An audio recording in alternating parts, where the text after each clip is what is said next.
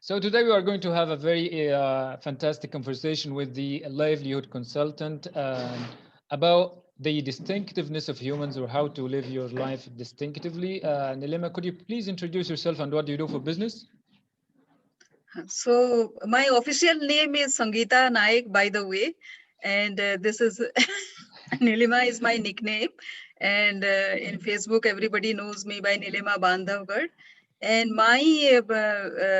my area of work is livelihood and livelihood related activities, and which also when we talk about sustainability in everyday's life, then it becomes about social business, right? Yeah, okay. Social business is about community level sustainability. Yeah, income enhancement and social empowerment, all that. Yeah. And why? So, Yeah, go ahead, Nilima. I'm listening. Go ahead, please. so when actually I tried training all those illiterate people in remote areas and also help them take decisions, it was like, say, it was not about education anymore. It was your level of understanding. And there at least and in most of the places that I have worked, I actually don't understand their language even, and it was through the interpreter, and most of the people were tribals. No, tribals actually don't need any language. They kind of sense your body language. And so what are these things which help me actually work with them? So I found that it is kind of understanding, the kind of empathy that you build in, and then you make them understand that they are special, they are unique in some way or other, and you prove that by giving them a skill in which they become the masters. Yeah. Yeah. So it was basically a agriculture based livelihoods, because those are forest dwellers. They were dependent upon the forest, nearby forest. And if you kind of give them another livelihood, what will that be? It cannot be around education and qualification and other skills. It can be around agriculture only. Sorry. Yeah, it's So okay. yeah, so when I did that, there are many things that they didn't know, but I could train them on that. And yeah, so actually 200 women I worked with, and each of them actually was master in something. Yeah. Yeah. So why did you get inspired into this human, let's say, activity? So it was the requirement of that particular project that I was handling. And so I had to empower those people and have them with me to get that work done. No, because I work always around the forest, nearby forest, which are very remote, where qualified people will not like to go unless you have very motivated, inspired about helping people out of poverty. Then not many people will go, and then people also look for some kind of no comfort level, and all that is not there in those remote places. And somehow I didn't bother about all those comfort, because for me the foremost was the, like, say, to see people happy, smile, at least have a sufficient to eat. So those people, like, say, in those areas, it was we call that as food insecure areas, and within 4 years of time I could change that as food sufficient areas. So what better reward than that, no? And so and also these people were brought into a community level organization also, wherein they had their bank account. Imagine people who the ladies who were never out of their own village. They were part of a federation and organization, community based organization, having a bank account. They could decide how the money has to be utilized. I never interfered in their decision making. I just told them if I was asked at all. Otherwise they use their own intelligence and their own observation and whatever. No. So in that way, actually, they developed this confidence about deciding things. And in India, actually, we have Panchayati Raj system. We call it Panchayati Raj, where we empower the village level community and we give power to the village level democratic body. So these ladies, actually, they started participating in that Panchayati Raj systems as well. So it was a great achievement, and these ladies were in the district level governing body also uh, later on, and they decided. They actually had the opinion about the roads, the infrastructures in that area, and one the same area which was 4 years back was kind of a very remote place. It was well connected after 4 years, and the food insecure area where people had only 3 months of food to eat, those were food sufficient, so much so that this there are societies where food like say paddy and other crops were aggregated and sold. So there were one like say 1 to 2 kilometers of line to sell their produce in front of those offices. See, the transformation happens. So what I could see from that is just one person. It takes just one committed person to be involved for just 4 years to get an area transformed. So why to bother? Like say we all are crying foul, no, about having poverty, so much of poverty. But we, from my own experience, I know that if one person takes, instead of shouting so much, no, protesting so much, if just one can, sorry, decide to be in those areas around those people and just train them, empower them, help them take decisions, trust on their decision making capabilities, their own level of understanding, then an area can be transformed within just 4 years. So that is my experience. So that is how, because I was the only person who was there, but I can I now understand that there can be several people. No, I am not a very uh, outstanding kind of person like say any other background I had, just an understanding of how things can be changed, and it just takes 4 years. Anybody can give dedicate their 4 years no of life in such a area, and India can be transferred. For that matter, whole world can be transferred. So that is why, yeah. Yeah, that is perfect. So can you give examples of what you exactly taught these women? So in agriculture, no, yeah, there are like say I'll just tell you few terms. Like say we start with SRI. SRI is a system of root intensification, right? So root intensification, so far people know about only paddy. So I experimented that with paddy, wheat, mustard, and after say 2 and 3 years of system adopting this system of root intensification in several crops, one of the illiterate lady in that village, she was saying that she will now do it with black gram. Can you imagine an illiterate lady saying she understood the principle so much that she was doing going to do it with other crops also, which was never thought about. Like say when I did that with mustard, so everybody was asking, and nobody does this SRI with mustard. But I did only 5 grams I required of mustard to plant the entire acre. Like say beforehand, it was like say at least 10 kilos of mustard. Compared to that, I just used 5 grams of mustard, a handful, just handful of mustard. So that is the difference I was making. Everybody knows about it, no? How, like say, when you do SRI, a system of root and intensification, it is that much only. So in case of paddy also, where people use normally 30 kilos of paddy to plant their entire acre, 2 kilos are required in case of SRI, and the systems can be a bit different. So that is the variations, when to use what. Like say SRI also has several kind of variation. It has to be dry, wet kind of SRI. So that is one.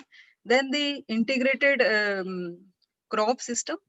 Like say integrated means you have several crops in a plot of land. So those have to be pro, like say they have to be friendly crops.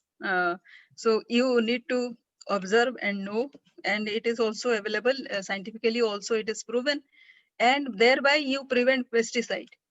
So you don't use any more pesticide. So thereby you go organic.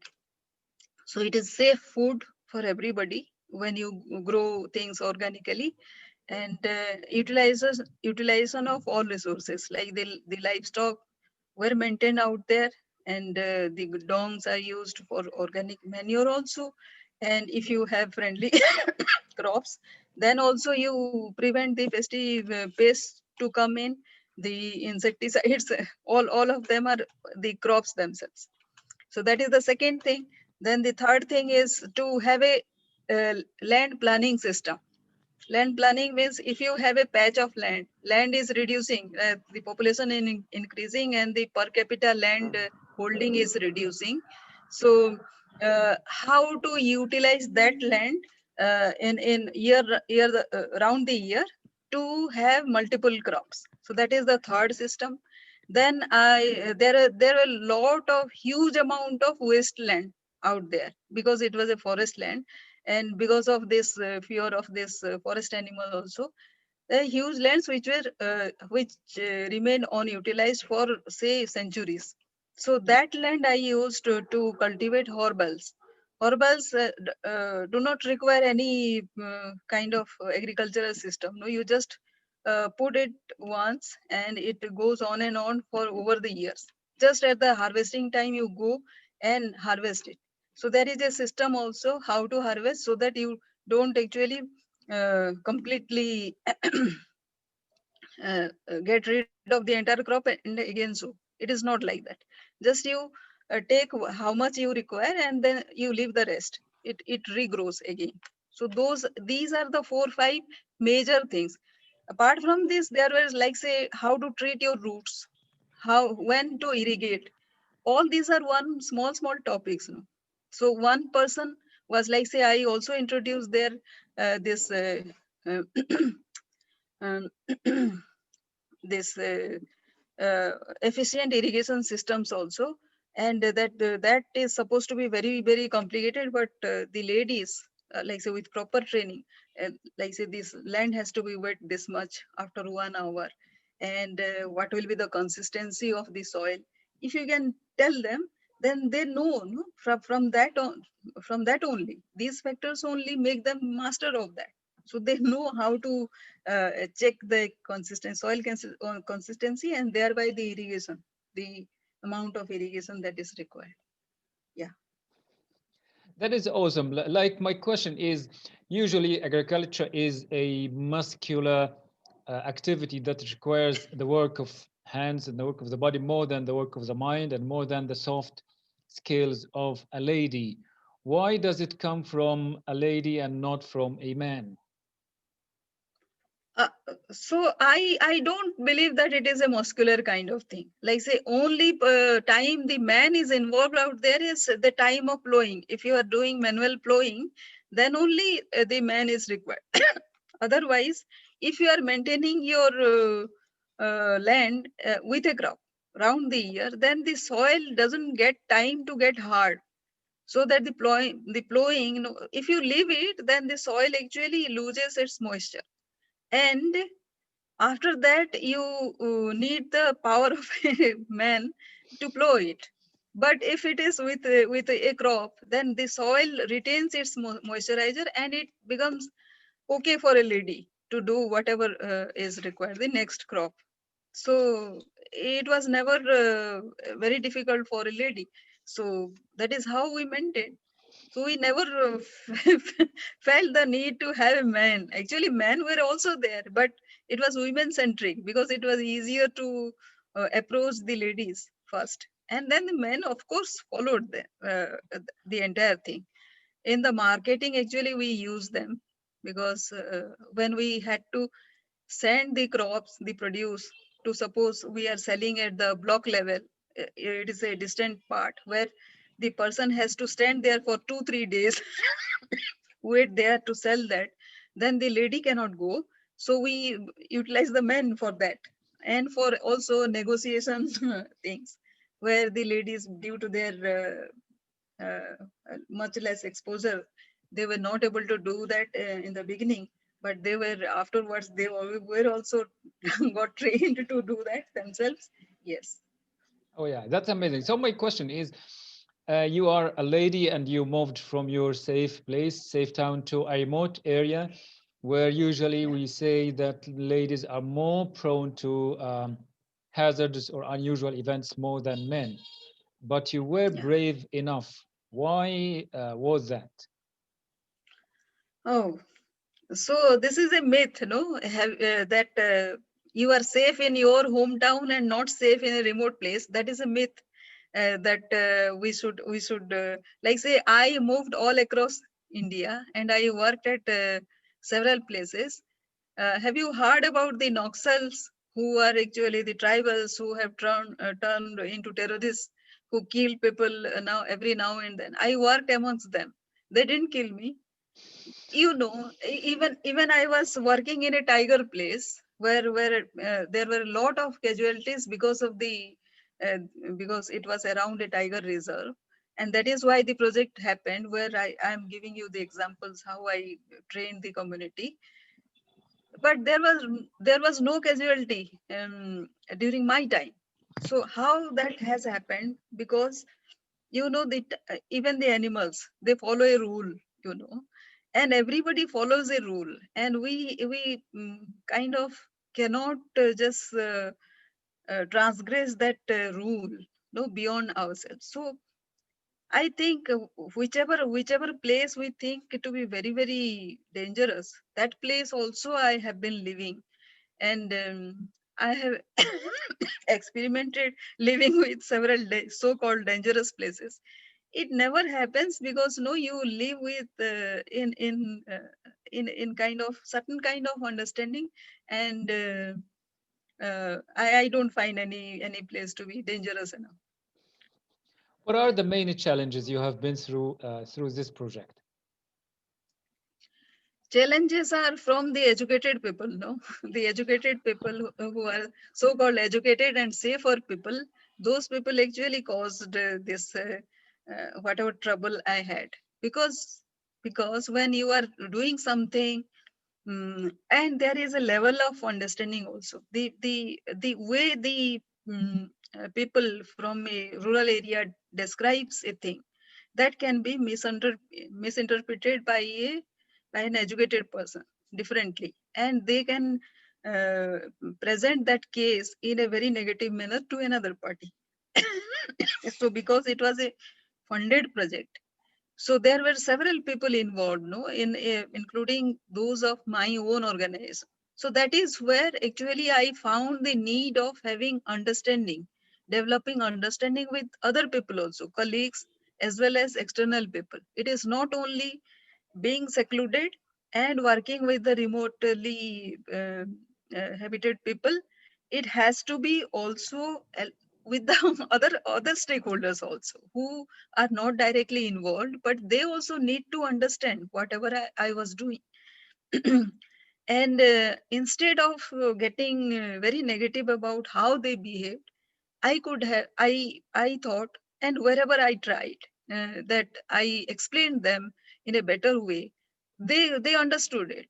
And actually, it was me only who could have created the challenges, and also could have sorted out those challenges as well. So it just takes just little effort and a little bit more understanding.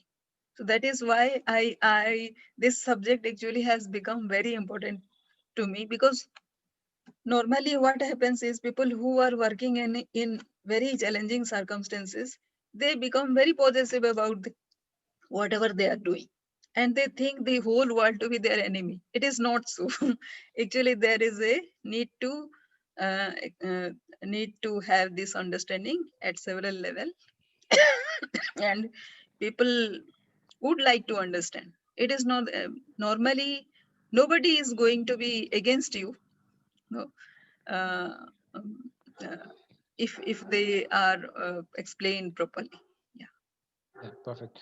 Are you satisfied with the results of your work so far? Yes, yes. So last 10 years, especially where I got to see the results directly. So, so I'm very, very satisfied about that. So that is how actually I have come to this, being, like say, it takes just little effort to change one's habit, perception, attitude, and action. And that is what I am now teaching people. Yeah. What else would you like to say about this today?